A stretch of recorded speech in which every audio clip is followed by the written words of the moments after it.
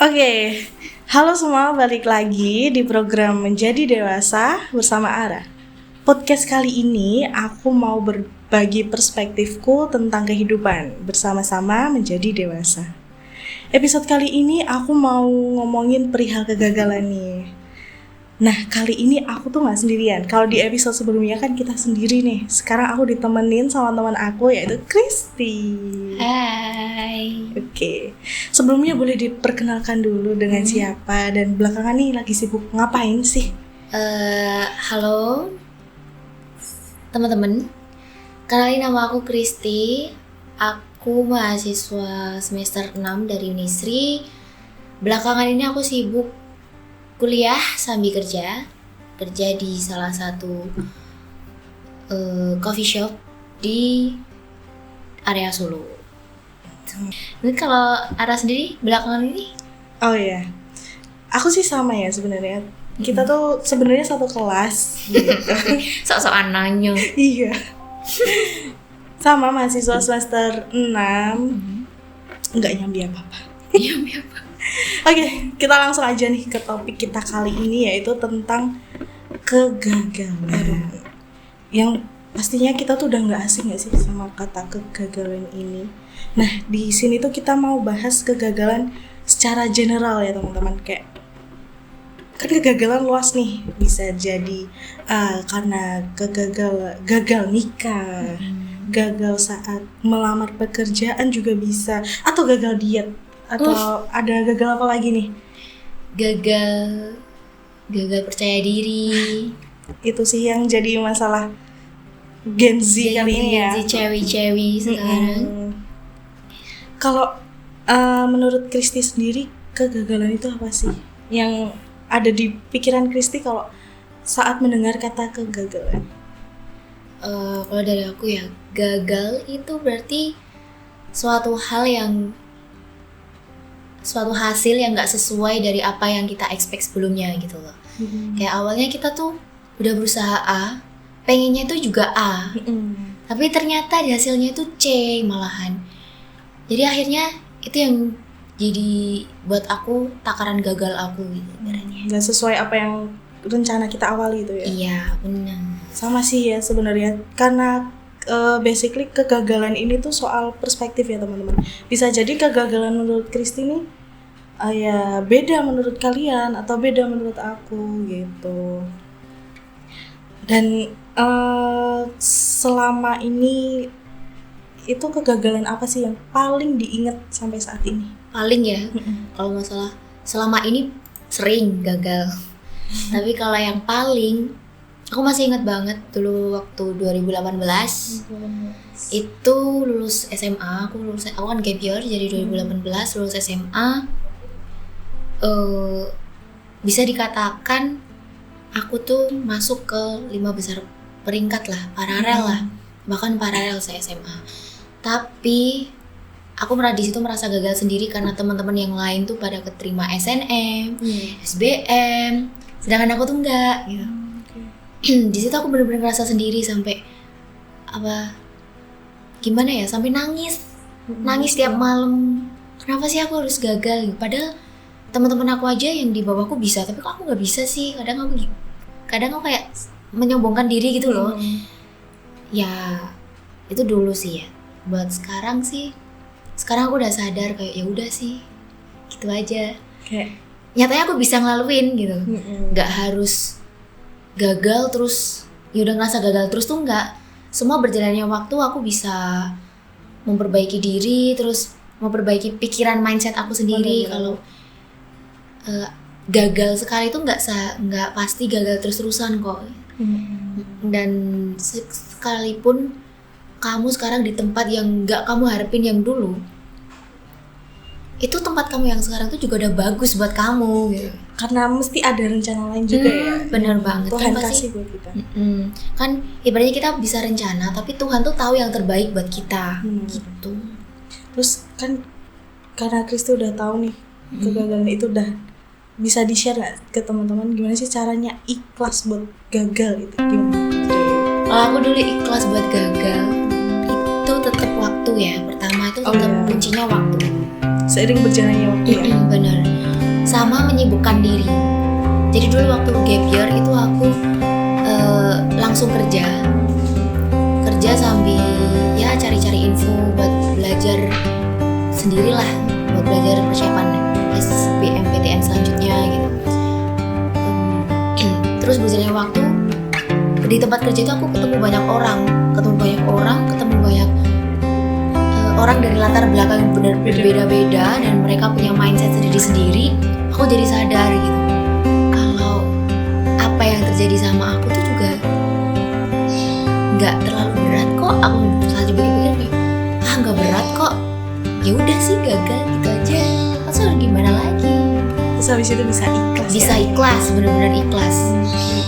Biasanya kalau orang setelah gagal atau misal Risti deh setelah gagal itu langsung belajar dari kegagalan itu atau malah kayak menimbulkan trauma, jadi kayak takut mencoba lagi gitu, ada nggak kayak gitu? Kalau itu sih aku ada titik dimana ya ada traumanya, jujur ya aku ya.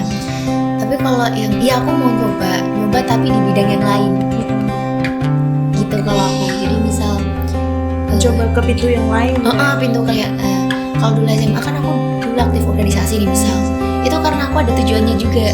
Dulu kan kayak diiming-iming, kamu tuh organisasi gini nanti bisa deket sama guru, terus bisa dibaikin guru gitu-gitu, bahkan tergiur sok-sokan biasalah waktu masih kecil. Kamu nanti bakal nilai kamu bagus gini ya iya, tapi kenyataannya juga aku nggak bisa lolos SNM, SBM gitu, ya percuma. Pada akhirnya yang sekarang yang tak lakuin, aku berkurang di organisasi karena apa yang tak rasain waktu SMA. Pas kuliah setelah aku yang terjadi di SMA gitu. Iya benar, setelah yang terjadi di SMA, pas kuliah aku jadi ngerasa organisasi lagi, ntar ujung-ujungnya sama lagi. iya gitu, kayak ya bukannya aku ngejudge orang-orang organisasi itu kayak Ini perspektif ya? iya perspektif ya, enggak sama sekali.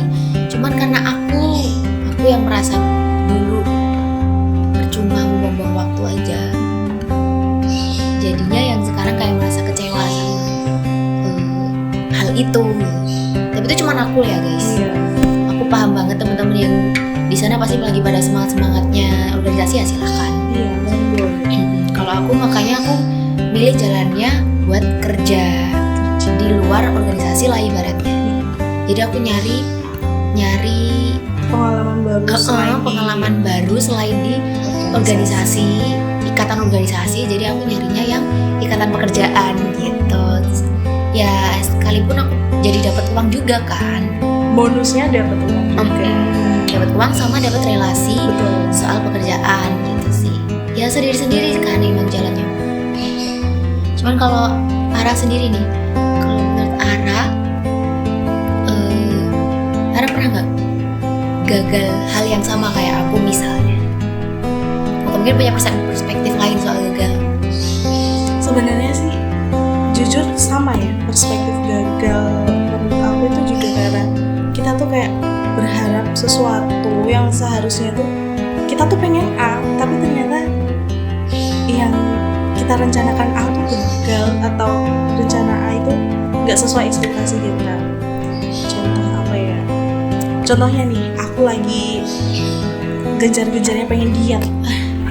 Aduh, tekan kayak pengen banget diet, tapi udah nyoba berbagai cara A, cara B, cara C, akhirnya gagal juga. Dan karena kegagalan dari A, kegagalan B, akhirnya aku tuh mencoba terus cara baru untuk diet, cara baru untuk olahraga gitu.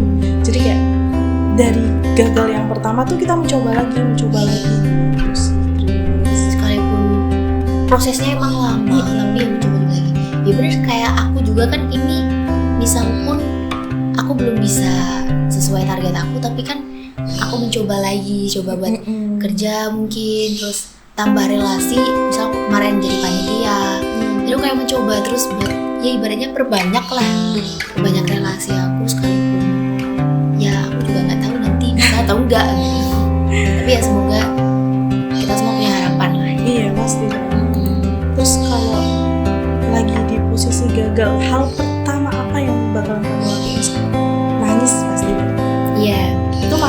sih kalau nangis ya.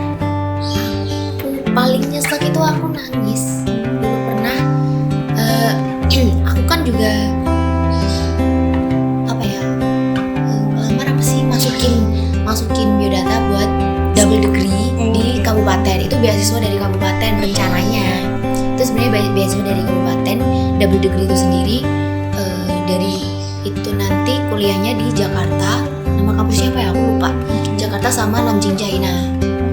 Iya, jadi emang iya China, Nanjing China itu double degree.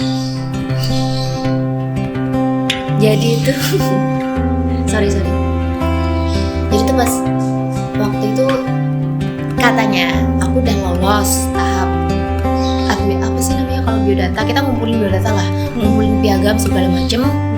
Habis itu kita lolos nih. Udah dia lolos gitu. Udah nyatain lolos. Wawancara, terus katanya dapat lampu hijau.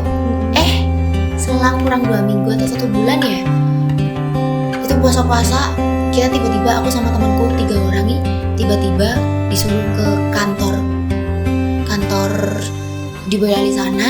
Terus kita dikasih tahu kalau beasiswanya itu udah dicabut secara tiba-tiba dan secara sepihak ya. Terus akhirnya ya teman-temanku yang 2 orang itu, mereka kan anak orang ya berada lah, jadi mereka udah punya cadangan swasta sendiri gitu. Nah aku yang awalnya kayak menggebu-gebu banget, pengen banget dapet beasiswa itu, dan alhamdulillah udah keterima ya, seneng lah. Dapat kabar kayak gitu, gagal berangkat. Aku nangis di jalan. Waduh, bahaya tuh nangis di jalan. Nangis di jalan bener-bener kayak oke, tahan tapi nggak bisa nahan. Ya udah nangis aja. Nangis sampai rumah pun aku masih nangis lah. Bapak ibu ya sampai ya udah nggak apa-apa, kamu masih punya jalan sendiri gitu aja sih. Akhirnya bangkit lagi. Terus sekarang udah nemu jalan yang baru dan alhamdulillah ya baik gitulah ya. Alhamdulillah. Ketemu orang-orang baik juga. Alhamdulillah, Ara juga. Dan ini sih kan kita sering dengar tuh kalau kegagalan itu adalah kunci dari kesuksesan. Itu kamu percaya nggak sama kata itu? Percaya sih, percaya banget. Kegagalan tuh kunci kesuksesan. Ya kita belum, kalau dari aku ya, aku belum bisa disebut sukses kalau belum gagal. Bener banget. Bener sih. Iya. Belum bisa. Masa mau langsung sukses? Ada nggak? Emang ada orang langsung sukses? Ada. Oh, itu sih artis mungkin ya. Langsung sukses. Yes. Langsung sukses. Tapi kan kalau dari aku sendiri, ya enggak mungkin lah bisa sukses. Perlu gagal ya. Perlu gagal, kita semua perlu gagal kok. Kalau menurut aku sih sebenarnya kegagalan itu adalah keberhasilan yang tertentu. Jadi mungkin aja kita hari ini gagal, tapi mungkin besok kita udah enggak. Besok bisa jadi besok kita berhasil. Jadi kalau bisa gagal hari ini tuh nggak usah takut, karena mungkin kayak Tuhan tuh masih punya rencana lain yang keajaibannya tuh nggak bisa kita bayangin gitu. Lagi ngerasain takut gagal gitu. Yang aku pun juga begitu, takut gagal. Kita tapi semua masih juga takut gagal. Yang bisa kita lakuin sekarang di usia sekarang tuh ya berusaha mencoba bangkit gitu aja terus. Entah jangan bosen deh. Gak bisa bosen, karena sekalipun kamu bosen bakal ada masalah baru yang mau nggak mau kamu tuh harus bangkit gitu. Iya bener nggak sih? Iya. Nah aku tadi tuh sempat baca-baca ya dari riset dari jurnal, kalau katanya fenomena ketakutan akan kegagalan itu dikenal sebagai salah satu pendorong untuk mencapai tingkat prestasi tertinggi. Tetapi tidak banyak orang yang tahu bahwa efek ketakutan dari kegagalan itu juga bisa jadi semangat untuk memaksimalkan potensi yang ada di diri kita. Maksudnya gini teman-teman, kalau kita bisa menganggap kegagalan itu sebagai sesuatu yang positif, itu tuh bisa membangkitkan diri kita, bisa bisa memaksimalkan potensi kita ke diri kita yang lebih baik lagi. Bener banget. Tapi sebaliknya, kalau kita menganggap kegagalan itu sesuatu yang negatif, sesuatu yang buruk, itu bakalan kita tuh ya terpuruk terus. Kita nggak Stuck di bakalan situ, betul, ya. kita nggak bakalan bangkit dan nggak bakalan grow up gitu ya. Bener banget sih yang aku rasain pas ya 2018 ini Iya, sih. betul. Fase 2018 ke 19 yang akhirnya aku benar-benar bangun di 2019. Aku masuk ke Unisri, Iya. ketemu teman-teman baru, ketemu harapan baru juga di situ. Sampai sekarang aku masih berusaha dan Dan terus mencoba terus. iya, perjalanannya panjang. Panjang, tetap panjang, dan ini belum selesai, dan selesainya pun ya seumur hidup kayak kita bakal jadi orang yang terus berusaha sih. Aduh, udah banyak banget nih yang udah ditanyain ke Kak Kristi kali ini. Semoga dari apa yang kita sampaikan tadi tuh bisa jadi penyemangat juga buat kalian. Dan aku punya saran sih satu buat kalian, kalau gagal itu nggak apa-apa teman-teman. Dengan gagal kita bisa mengevaluasi apa yang ada di diri kita. Kalau dari aku, Dari Kristi gimana? teman-teman, kalau gagal nangis aja nggak apa-apa. Nangis nggak perlu sekencang aja, nggak perlu malu. Entah lu cowok cewek, ya terserah lu. Yang penting kamu harus ingat satu titik di mana kamu tuh harus bangkit lagi. Sekecil apapun ya, kayak misal kamu nih lagi gagal, nangisnya aku capek bla bla bla gitu. Tapi kamu harus ada alasan buat lanjut lagi. Entah kamu harus bisa beliin makanan buat kucing kamu gitu loh. Itu bisa jadi penyemangat. Iya. Hal sekecil kayak gitu tuh bisa jadi penyemangat. Akhirnya kamu jadi besok berangkat kerja, sekalipun Iya. semalam kamu capek, ngerasa capek, gagal, aku capek, aku udah cukup gagal, Nyerah gitu ya. udah nyerah gitu. Tapi kamu harus bangun untuk satu hal yang entah itu sepele, entah itu sekecil apapun, supaya kamu bisa nyelesain semuanya dan kamu bisa memetik hasilnya.